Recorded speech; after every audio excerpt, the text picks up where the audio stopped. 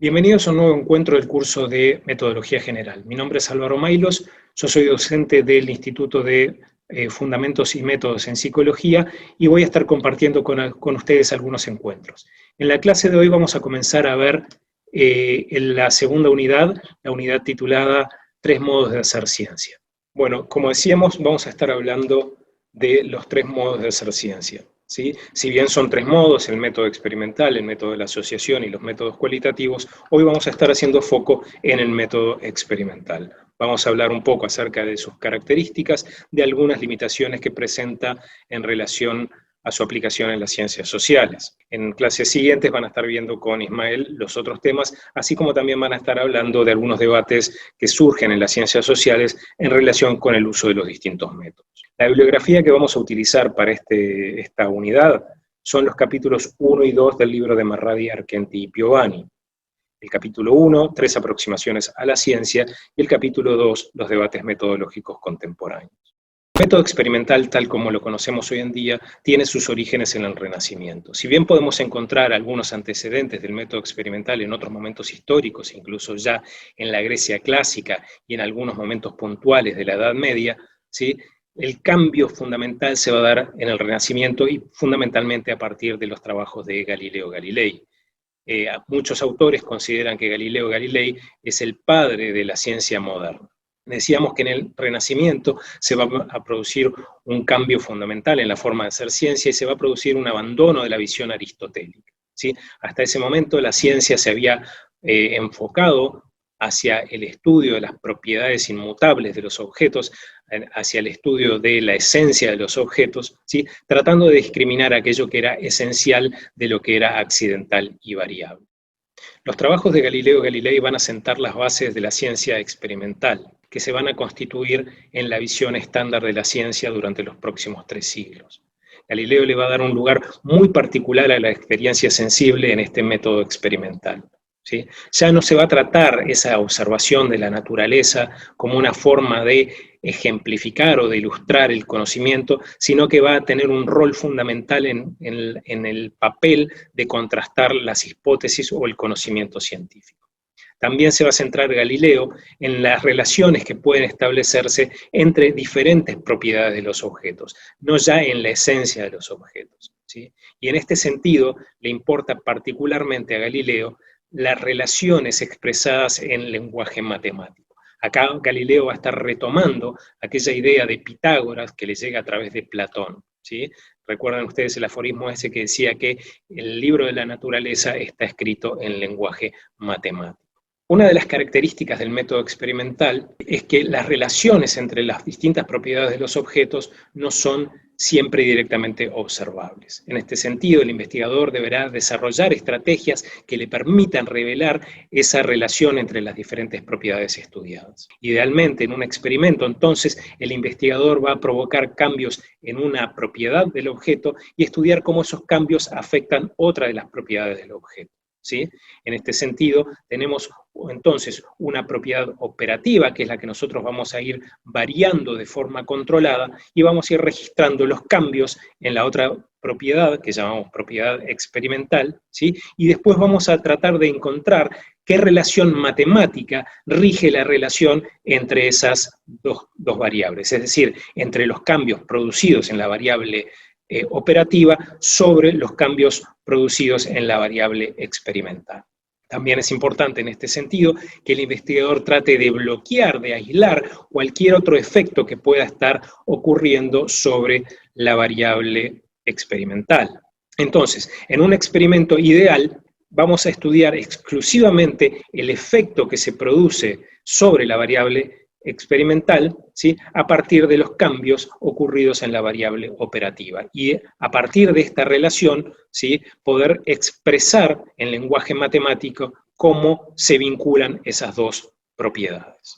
En esta diapo vemos gráficamente lo que veníamos explicando hasta el momento. En un experimento ideal nosotros tenemos un par de variables y vamos a tratar de establecer la relación matemática que existe entre las mismas. Para lograr esto vamos a ir produciendo cambios controlados entre una de las variables, ¿sí?, la variable operativa, vamos a ir registrando los cambios que se producen en la otra variable y después ver si podemos establecer una relación matemática entre los cambios de estas dos variables. Decíamos también que debemos controlar los efectos de otras variables extrañas. Vamos a ejemplificar lo anterior recordando un experimento de Galileo Galilei, el denominado experimento del plano inclinado. Galileo era un polímata que tenía intereses en diferentes áreas de la ciencia. Quizás sea más recordado por sus contribuciones en el área de la astronomía, pero también realizó importantes contribuciones en el estudio del movimiento de los objetos, en particular en el estudio de la aceleración, una propiedad del movimiento virtualmente desconocida hasta ese entonces. Utilizando algunas soluciones muy ingeniosas, Galileo logró resolver algunos problemas prácticos muy importantes en este tipo de estudios, por ejemplo, la medida del tiempo. Estudiando cómo variaba el tiempo que demoraba un objeto en recorrer una determinada distancia en función de las distancias recorridas, Galileo logró entonces medir la aceleración. Logró también determinar que en ausencia de otras fuerzas intervinientes, por ejemplo la fuerza de rozamiento, la gravedad provocaba que los objetos se aceleraran. Entonces, ¿cómo logró esto Galileo? En realidad hay otras variables que podrían haber interferido con estos resultados. Por ejemplo, precisamente el rozamiento, ¿sí? Para tratar de despejar el efecto que puede tener el rozamiento, Galileo trató de utilizar una forma de un objeto, o sea, un objeto con una forma que minimizara ese rozamiento.